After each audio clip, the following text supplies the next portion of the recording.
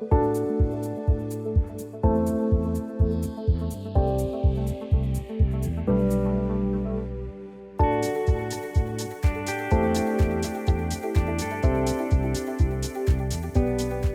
you know, as you get to be a grown-up, you realize you can't do everything in life, that you're going to have to make a living, right? You're going to have to become somebody who contributes to society, and usually that means narrowing it down to one job or one profession or one career, or one way of being. You know, when I started going to college, when I began thinking about who would I be in society, I felt like, well, there are two things I love the most.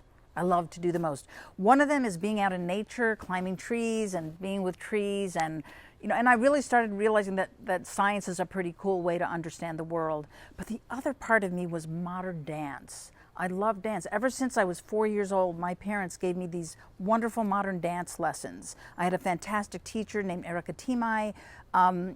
She taught us about creativity. She taught us about movement, about the dynamics of the body, about, you know, in ballet, you're more sort of restrained with certain movements that you have to do. But in modern dance, you can express ideas through movement. And that's what I loved best.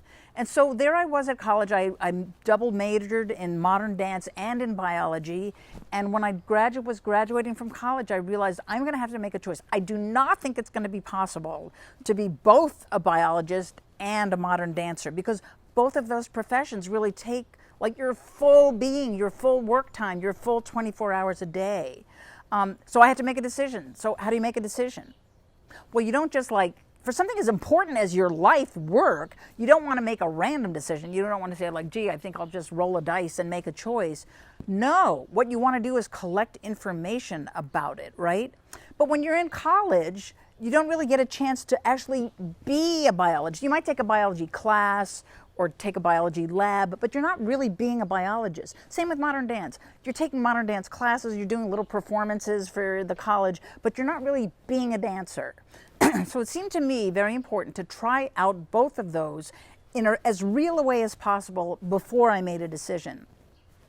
So in my last year of college, I started writing letters to field biology stations all over the world. I wrote about 60 letters. I had to print them out. There was no email, there was no electronic mail. So I wrote these letters, put them in envelopes, and sent them off to all these field stations saying, I would love to be your field assistant. I don't need much money. You don't really have to pay me very much. And I would just like to have the experience of being a biologist. And I got back one response, and it said, well, you know, if you can make your way out to Papua New Guinea, you can be my field assistant. Papua New Guinea is this obscure Pacific island, like in the middle of the Pacific Ocean, and this field station was in the middle of this remote Pacific island.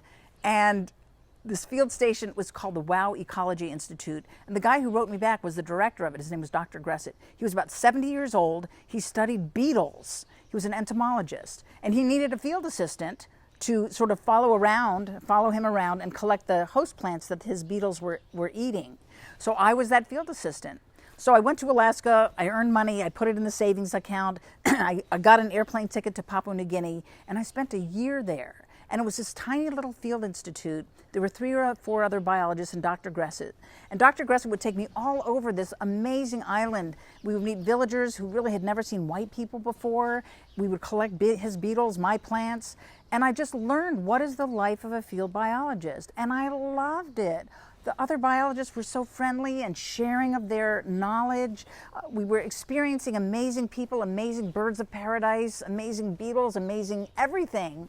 And there was a sense of contribution, a sense that what the papers that Dr. Gressett was going to write, he would publish, and it would add to the scientific record of understanding the beetles that lived on this island. It was like a contribution to the world forever. And I thought, that is a really great thing to do. So that was my year in Papua New Guinea. And I loved it, waved them goodbye. But then it was time to travel and try out. It was time to try out what is the life of a modern dancer. So I flew to Paris. My sister happened to be living there. I had made contact with a dance studio that said, well, if you would like to show up, you know, we could consider your joining us. It was called Danse Paris. And I lived in Paris. I lived in this little attic apartment.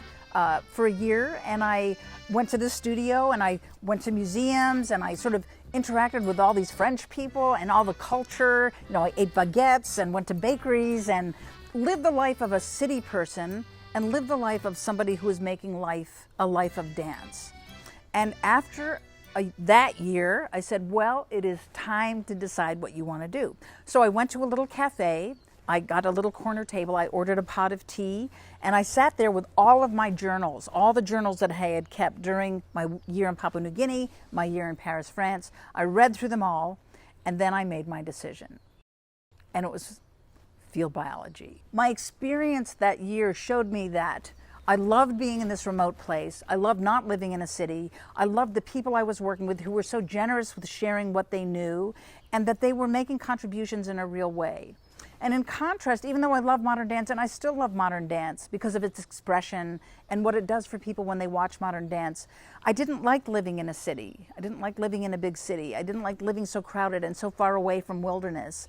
And the people that were in the dance troupe were more sort of competitive. They weren't sharing. They wanted the best roles, and so we would have to compete with them. And also I realized the career of a modern dancer is very short. You know, by the time you're 30, like, that's it. And then what do you do after that? And whereas Dr. Gressett, he was 70 years old and he was still going strong. So all of those things went into my decision of saying, yes, I love modern dance, but I'm going to choose to be a field ecologist. I think it is a hard thing to make a big decision that, you know, you think is going to last the rest of your life. And it really is hard, either because you don't know what you want to do, or like you want to do too many things. You've got lots of things that you want to do and you don't know which ones to choose. So my central advice is, don't worry about it. Don't worry about it. You'll always have the opportunity to change that choice or make a different choice. I mean, certainly one choice leads to another, which leads to another. So it's important to think about, but one choice does not lock you in. And this relates to my theory about life choices and life pathways, which I call the meatball theory. Yes. So very often you say, oh, well, what pathway are you going to choose for your life? Are you going to choose the pathway of motherhood, or of being a scientist, or being a business person? As if, you know, life is only a single path that you just take one step after another. And, you know, for some people that is true. A pathway works. Like my brother, for example, he is a doctor. He's always wanted to be a doctor, so he majored in biology, he went to medical school, and he is now a fantastic doctor. That is a pathway. They told him what classes to take and what you have to do to become a doctor. On the other hand, there are many people, and many creative people, who really don't follow a given pathway. And for those people, I think the pathway model doesn't work. I see their lives, and my life for that matter, as this big pot of hot spaghetti sauce, in which there are these meatballs that are moving around. And here you are at meatball A, being very observant. You're watching closely about other opportunities that might come around. So here's meatball B, like an internship, or, you know, maybe a summer job or something. And you think, should I take that summer job or not? You look at it, you think about it, and you have the choice to jump onto meatball B, or to say, nah, I'm going to wait for another opportunity, another possible summer job. So you stay on meatball A until meatball C comes around. And then you can jump on that one. And after you're on C, say you chose that one, then there's going to be meatball D and meatball E and F. And so all these meatballs are floating around in this sauce, and you have the choice about whether you take that or not. And you have the knowledge that if you don't take that, there might be some other meatball that comes by. So that's how I've lived my life. It's both choice and chance. You know, there was an opportunity to get a job for my first professor job, and I had to say, should I take that professor job or not?